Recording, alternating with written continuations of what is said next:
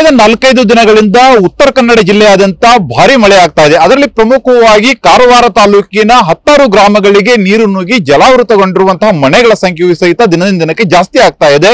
ಇವತ್ತು ಶಾಸಕರು ಗ್ರೌಂಡ್ ಫೀಲ್ಡ್ಗೆ ಇಳಿದ್ಬಿಟ್ಟು ಅವರು ಯಾವ ರೀತಿಯ ಅನಾಹುತಗಳಾಗಿದೆ ಎಂಬುದನ್ನ ನೋಡ್ಕೊಳ್ತಾ ಇದ್ದಾರೆ. ಇವತ್ತು ನಮ್ಮ ಜೊತೆಗಿದ್ದಾರೆ, ಮಾತಾಡ್ಸೋಣ. ಸರ್, ಇವತ್ತು ಬೆಳಗ್ಗೆಯಿಂದನೂ ಸಹಿತ ನಿಮ್ಮ ಕ್ಷೇತ್ರದಲ್ಲಿ ಎಲ್ಲೆಲ್ಲಿ ಜಲಾವೃತ ಆಗಿದೆ, ಎಲ್ಲೆಲ್ಲಿ ಸಮಸ್ಯೆ ಆಗಿದೆ ಅಂತ ನೋಡ್ತಾ ಇದ್ದೀರಾ. ಏನೇನು ಸಮಸ್ಯೆ ಆಗಿದೆ ಸರ್? ನಮ್ಮ ಕಾರವಾರ ಮತ್ತು ಅಂಕೋಲಾ ಕ್ಷೇತ್ರದಲ್ಲಿ ಅಂಕೋಲಾದಲ್ಲಿ ಕೆಲವು ಪಾರ್ಟ್ನಲ್ಲಿ ನೀರಾಗಿದೆ. 1-2-3 ಮನೆಗಳಲ್ಲಿ ನೀರು ಹೋಗಿದೆ, ನುಗ್ಗಿದೆ. ಮತ್ತೆ ಅಂಥದ್ದು ಯಾವುದು ಅನಾಹುತಕರ ಅಂತ ಅಹಿತಕರ ಏನು ಘಟನೆಗಳು ನಡೆದಿಲ್ಲ. ಅದೇ ಪ್ರಕಾರ ಅವರ್ಸಾದಲ್ಲಿ ಅಮ್ದಳ್ಳಿ ಗ್ರಾಮ ಹರವಾಡದಲ್ಲಿ 2 ಮನೆಗಳು ಬಹಳ ಪ್ರಾಬ್ಲಮ್ನಲ್ಲಿದ್ದಾವೆ. ಅದನ್ನು ಸಹ ಮೊನ್ನೆ ವಿಸಿಟ್ ಮಾಡಿ ಅಲ್ಲಿ ಕಲ್ಲನ್ನು ಹಾಕುವಂಥ ಒಂದು ವ್ಯವಸ್ಥೆನ, ಮಣ್ಣನ್ನು ಸ್ಯಾಂಡ್ ಬ್ಯಾಗನ್ನು ಹಾಕುವಂಥ ಇರೋಜನನ್ನು ತಡೆಯಲಿಕ್ಕೆ ಟ್ರೈ ಮಾಡ್ತಾ ಇದ್ದೇವೆ. ಅದೇ ಪ್ರಕಾರ ಇವತ್ತು ದೇವಬಾಗ್ನಿಂದ ಮಾಜಾಳಿ ನಮ್ಮ ತಹಶೀಲ್ದಾರ್ ಕಾರವಾರ ಮತ್ತು ಆಮೇಲೆ ನಮ್ಮ ಎಲ್ಲ ಡಿಪಾರ್ಟ್ಮೆಂಟ್ನವರು, ಫಾರೆಸ್ಟ್ ಡಿಪಾರ್ಟ್ಮೆಂಟ್ನವರು, ಪೋರ್ಟ್ ಡಿಪಾರ್ಟ್ಮೆಂಟ್ನವರು, ಆಮೇಲೆ MI ಡಿಪಾರ್ಟ್ಮೆಂಟ್ನವರು, ಎಲ್ಲ ಡಿಪಾರ್ಟ್ಮೆಂಟ್ನವರು ಹೋಗಿ ನಾವು ಪೊಲೀಸ್ ಅಧಿಕಾರಿಗಳೊಂದಿಗೆ ಎಲ್ಲ ಕಡೆಗೆ ಹೋಗಿದ್ದೀವಿ. ಮಾಜಾಳಿಯಲ್ಲಿ 1-2 ಆತಂಕದ ಪರಿಸ್ಥಿತಿ ಇದೆ. ಮತ್ತು ಒಂದು ಚಿತ್ತಾಕೋಲ ಗ್ರಾಮದಲ್ಲಿ ಒಂದು ಕಡೆ ಕೊರೆಯುವಂಥ ಪರಿಸ್ಥಿತಿ ಇದೆ.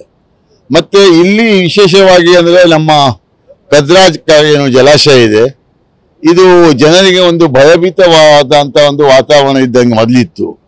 ಯಾಕಂತ ಹೇಳಿದ್ರೆ 2019 ಮತ್ತು 2021ರಲ್ಲಿ ಪ್ರವಾಹವಾಗಿ ಬಹಳಷ್ಟು ಜನರು ತೀರ್ಕೊಂಡಿದ್ದಾರೆ, ಬಹಳಷ್ಟು ಜನರು ಮನೆಯನ್ನು ಕಳ್ಕೊಂಡಿದ್ದಾರೆ. ಆವಾಗ ಎಲ್ಲ ಜನರು ಆತಂಕಿತರಾಗಿದ್ದರು. ಆಮೇಲೆ ನಾವೇನು ಮಾಡಿದ್ವಿ ಅಂತ ಹೇಳಿದರೆ, ಇಲ್ಲಿಯ ಯಾರು ನಮ್ಮ ಆಫೀಸರ್ಸ್ ಇದ್ದಾರೆ ಅವ್ರ ಹತ್ರ ಒಂದು ಮೀಟಿಂಗ್ ಮಾಡಿಸಿದ್ದೇವೆ. ಆ ಮೀಟಿಂಗ್ನಲ್ಲಿ ಒಂದು ಕಂಡೀಷನ್ ಏನು ಹಾಕಿದ್ವಿ ಅಂತ ಹೇಳಿದರೆ, 34 ಮಟ್ಟ ತನಕ ಇದನ್ನು 34 ಮೀಟರ್ ಮಟ್ಟ ತನಕ ಅವರು ಮೊದಲೇ ಸ್ಟಾಕ್ ಇಡ್ತಾ ಇದ್ರು. ಆಮೇಲೆ ಒಂದೇ ಸಲ ಬಿಡುವಾಗ ಸುಮಾರು 1.5 ಲಕ್ಷ ಕ್ಯೂಸೆಕ್ಸ್ ಬಿಡ್ತಿದ್ರು.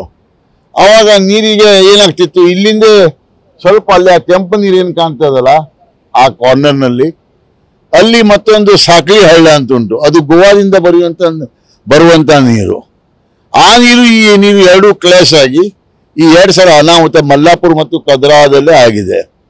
ಈಗ ನಾವೇನು ಮಾಡಿದ್ದೀವಿ, ಎಲ್ಲಿನ LPC ಅಲ್ಲಿಗೆ ಅವರಿಗೇನೋ ಒಂದು 29 ಮೀಟರ್ ಒಳಂಬಡಿಕೆ ಇದೆ, ಅಷ್ಟು ಮೀಟರ್ನ ಮೇಂಟೈನ್ ಮಾಡಲೇಬೇಕು. ಯಾಕಂತ ಹೇಳಿದ್ರೆ ಅವರಿಗೆ ಟರ್ಬೈನಿಗೆ ಆ ಕೂಲೆಂಟ್ ಆಗಿ ಅವರು ಮಿನಿಮಮ್ ಇಡಬೇಕಂತ ಒಂದು ಒಪ್ಪಂದವನ್ನು ಸಹ ಮಾಡಿಕೊಂಡಿದ್ದಾರೆ. ಆ ಒಪ್ಪಂದದ ಪ್ರಕಾರ ನಾವು ಅವರಿಗೊಂದು ರಿಕ್ವೆಸ್ಟ್ ಮಾಡಿದ್ದೇವೆ.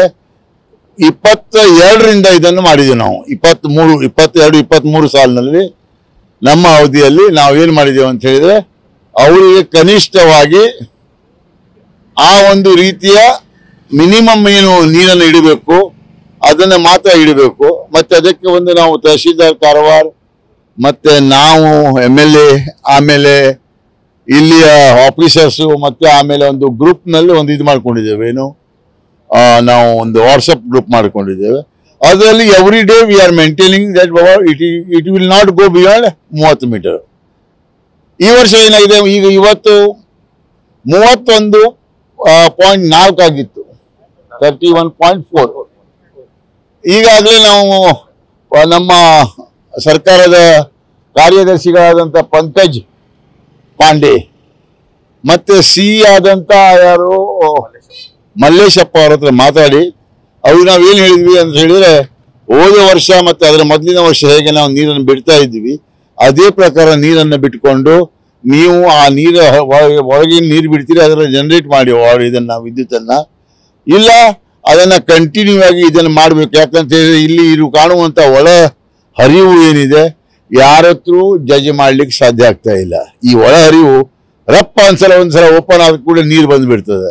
ಮತ್ತು ಇಲ್ಲಿ ಏನಾಗಿದೆ, ಈ ಕದ್ರಾ ಜಲಾಶಯ ಲಾಸ್ಟ್ ಜಲಾಶಯ, ಅದ್ರ ಮೊದಲೇ ಕೊಡಸಳ್ಳಿ, ಅದ ನಂತರ ಬೊಮ್ಮನಹಳ್ಳಿ, ಅದ ನಂತರ ಸುಪ 3 ಡ್ಯಾಮ್ಗಳಿದ್ದಾವೆ. ಅಲ್ಲಿ ಹರಿವು ನೀರುಗಳನ್ನು ಎಕ್ಸ್ಟ್ರಾ ಆದಾಗ ಒಂದೇ ಸಲ ಬಿಟ್ಬಿಡ್ತಾರೆ. ಇದು ಲಾಸ್ಟ್ ಎಂಡ್ ಪಾಕೆಟ್ ಆಗಿಬಿಡ್ತದೆ. ಆದ್ದರಿಂದ ಇವರಿಗೇನು ಹೇಳಿದೆ ನಾವು, 1.5 ತಿಂಗಳ ತನಕ, 1-2 ತಿಂಗಳ ತನಕ ಮಳೆಗಾಲದಲ್ಲಿ 29ರಿಂದ 30 ಮೀಟರ್ನ ದಾಟಲೇಬಾರದು.